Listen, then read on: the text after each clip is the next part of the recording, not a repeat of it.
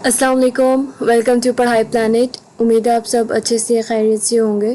So today we start our lecture number 14 which is about revising business messages. Okay, now first of all editing your message. अब इसमें क्या होता है, content and organisation. फिर stick to the point, the main idea in the first paragraph, in the mid highlight the key features of your stance, eliminate redundancies. अच्छा, अब first of all हम देख लेंगे यहाँ पे बताना क्या चाह रहे हैं। गाइस, मुझे हिकअप्स होने लग गए हैं अचानक, लेकिन कोई बात नहीं, हम लेक्चर अपना कंटिन्यू रखेंगे। यहाँ पर हमारा कंटेंट बहुत ज़्यादा मैटर करता है और ऑर्गेनाइजेशन लाइक एक ये कि आपने उसमें क्या कुछ ऐड किया है और जिस ऑर्गेनाइजेशन के बारे में आप बात और उसमें आपने कितनी ऑर्गेनाइज वे में बात की है। लाइक आपने हर चीज़ को प्रॉपरली मेंशन तो किया है ना, ऐसा तो नहीं है ना कि चीज़ें आगे पीछे कर दी हैं। And stick to the point. अब इसमें आपने ये कहना चाह रहे हैं कि आपने रूट के साथ ही लगे रहना है।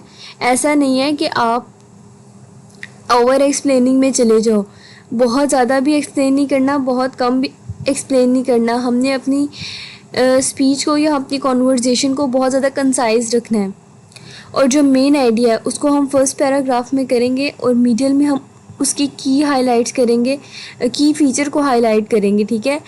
रिडेंडेंसीज का मतलब होता है कोई भी चीज़ जब रेपिटेशन में आती है उसको हम कहते हैं कि ये रिडेंडेंट है। लाइक ये चीज़ बार बार आ रही है तो इट्स मीन दैट ये रिडेंडेंसी होती है। तो आपने ये नहीं करना कि आप एक बात बोल रहे हो उसको बार बार दोहरा रहे हो, आपने ये बिल्कुल भी नहीं करना। उसके बाद आता है style and readability. Reword to stress your viewpoint, clarify the relationship. Okay, इसको हम अलग करके नहीं पढ़ते बल्कि मैं आपको इसको ऐसे ही सब समझा देती हूँ। स्टाइल, फर्स्ट ऑफ ऑल आपका द वे ऑफ स्टाइल कैसा है। इफ़ अगर आप रिटन फॉर्म में भी अगले बंदे को दे रहे हो तो वो भी बहुत मैटर करता है कि आपने रिटन फॉर्म में भी किस तरह से अपना आगाज़ किया है और किस तरह से अपनी जो कन्वर्जेशन है उसको आगे प्रेजेंटेबल बना रहे हो। ठीक है।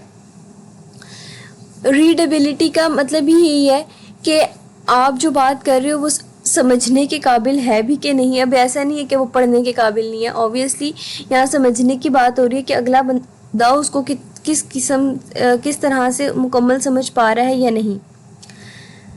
और आपने ये भी ख्याल करना है कि आपने जो भी बात करनी है या जो भी है उसमें आपका प्रोनाउंसिएशन बहुत सही होना चाहिए और कोई भी कंफ्यूजन नहीं होना चाहिए, क्योंकि the way of your speak बहुत मैटर करता है कि आप किस तरह से बात कर रहे हो। अब यहाँ पे आ जाता है प्लेन इंग्लिश। ओके, अब एक इंग्लिश की भी बहुत ज़्यादा एग्ज़ाम होती हैं, बेसिक इंग्लिश भी होती है, एडवांस इंग्लिश भी होती है, मॉडर्न और एडवांस खैर एक ही होती है। अब प्लेन से यहाँ पे मुराद है कि सिंपल इंग्लिश। ठीक है, जिसमें बहुत ज़्यादा कोई मटीरियलिस्टिक थिंग्स नहीं है, जिसमें बहुत ज़्यादा कोई कोफ्त नहीं होती है, आराम से आप बोल लेते हो और वो अगला बंदा समझ भी लेता है। Functional word and content word. Functional word include के मतलब इसमें क्या होता है, कंजक्शन, प्रपोजिशन, आर्टिकल, प्रोनाउंस। ये ग्रामर से रिलेटेड होते हैं फंक्शनल। लाइक अब एक बात हम कर रहे थे, उस बात के दो पार्ट्स हैं लेकिन हमने अब दरमियान में सेमी कॉलन ही नहीं लगाया।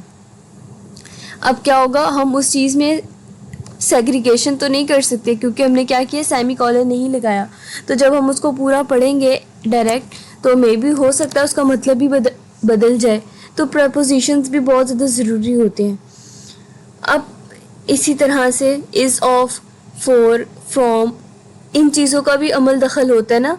तो आपने ये देखना है कि आपकी प्रपोजिशन सही है, इसीलिए बार बार आपको रिवाइजिंग का भी कहा जाता है कि आपने हर चीज़ को दोबारा रिवाइज करना है ताकि अगर कोई गलती होती है आप उसको फ़ौरन सही कर लें। अब ये कॉनोटेशन एंड डिनोटेशन क्या है। Content word have both denotative dictionary meanings and connotative associative meaning. अब जैसे एग्जांपल इन्होंने दिया, I have uncovered some interesting dirt on that police officer.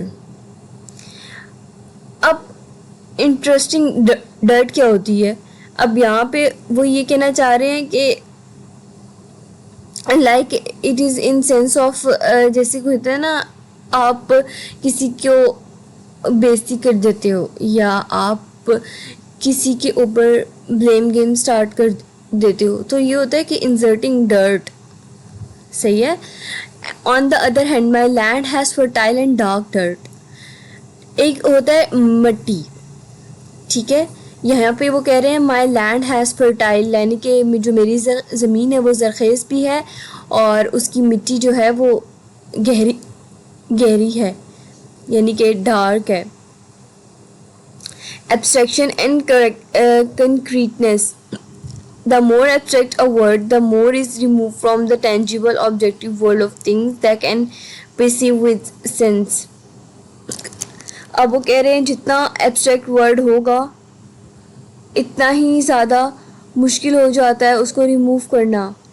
ठीक है, तो आपने अपने कॉन्वर्जेशन में हर चीज़ का ख्याल करना है जो आपकी कॉन्वर्जेशन को कंसाइज बनाए. ठीक है, ना कि उसको टफ बनाए. Words that communicate, strong word. Obviously अगर आप स्ट्रॉन्ग वर्ड्स यूज़ करोगे तो वो बहुत ज़्यादा आपकी कॉन्वर्जेशन को इंटरेस्टिंग बनाते हैं. जैसे अब आपने देखा होगा, some people says this tycoon rather than wealthy businessman. Okay, इसी तरह हार्ड टाइम्स तो हम कहेंगे इस्लाम. तो ये एक न्यू वर्ड है और एक यानी कि एक इंटरेस्टिंग थिंग है अगर आपने पहले नहीं सुना हुआ इस चीज़ को. Familiar words. फेमिलियर वर्ड्स भी काफ़ी हद तक यूज़ आप कर सकते हो, क्योंकि ज़ाहिरी बात है जितना आपका रीडेबल होगा, समझने के काबिल होगा, अगला बंदा उतना ही इंटरेस्टिंग वे में उसको सुन पाएगा. ठीक है, जैसे कंज्यूमेट, इसका है क्लोज, ब्रिंग अबाउट. अब देखने में जो अनफेमिलियर वर्ड है वो मुश्किल लग रहा है कि पता नहीं इसका क्या मीनिंग होगा, लेकिन अगर हम इसका मीनिंग देखें तो इसका मीनिंग तो आम वर्ड्स की तरह है. तो फिर बाद में पता चलता है अच्छा इसका तो इसके बारे में तो सोचने की ज़रूरत थी क्योंकि नॉर्मल वर्ड है. अब इसी तरह यहाँ पे है शॉर्ट वर्ड्स. अब शॉर्ट वर्ड आप यूज़ कर सकते हो ताकि आप बड़े अल्फाजों से बच सको. ठीक है, और शॉर्ट वर्ड ज़्यादा कंसाइज होते हैं और ज़्यादा विविड होते हैं, यानी कि क्लियर होते हैं रादर देन लॉन्ग वर्ड्स के, क्योंकि उसमें एक्सप्लेनेशंस आ जाती हैं. और ये आगे है कैमोफ्लैग वर्ब. अब the manager under book implementation of the rule. अब यहाँ पर उन्होंने बताया हुआ है कि मैनेजर ने कुछ रूल को इम्प्लीमेंट किया. अब इसमें मैनेजर अंडर टुक इम्प्लीमेंटेशन. ठीक है, अब यहाँ पे क्या है, manager implemented the rules. Like आपने जो बात करनी है ना डायरेक्ट कर दो, उसमें आप बहुत ज़्यादा जो है ना एक्सेसिव वर्ड को यूज़ ना करो. जितना आप कंसाइज प्रिसाइज कर सकते हो उतना ही उसको लॉजिकल रखो.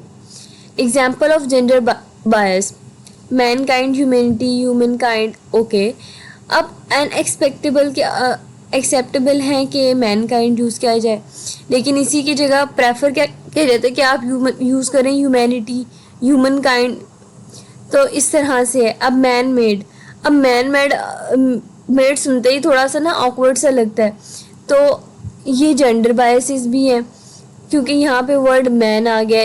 इसी तरह मैन पावर भी होता है. तो यहाँ पे जब जेंडर की बात आ जाए ना तो आपको प्रेफर ये किया जाता है कि आप न्यूट्रल थिंग को चूज़ करो. जैसे यहाँ पर उन्होंने आर्टिफिशियल, सिंथेटिक और वर्क फोर्स, ह्यूमन एनर्जी को रिप्रेजेंट किया है. इसमें एक जेंडर बायसेस की सेग्रीगेशन की हो जाती है कि मैन आर सुपीरियर और women are less superior and this kind of all the things. Everyone is equal.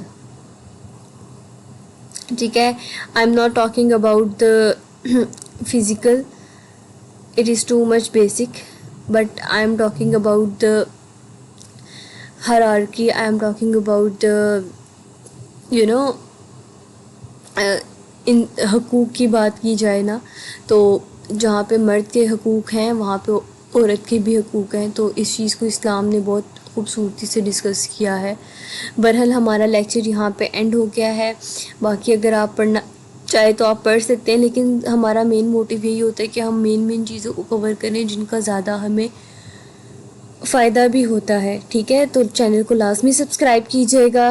लिख लें, अभी हमारा लेक्चर एंड होने वाला है और मेरे हिकअप्स काफ़ी कम हो गए हैं। सो अभी नेक्स्ट लेक्चर भी इंशाल्लाह जल्द आएगा। आपने लाजमी देखने हैं सारे और सब्सक्राइब भी करना है, बल्कि अपने दोस्तों को भी रेकमेंड करना है। ओके, सो तब तक के लिए अल्लाह हाफिज़।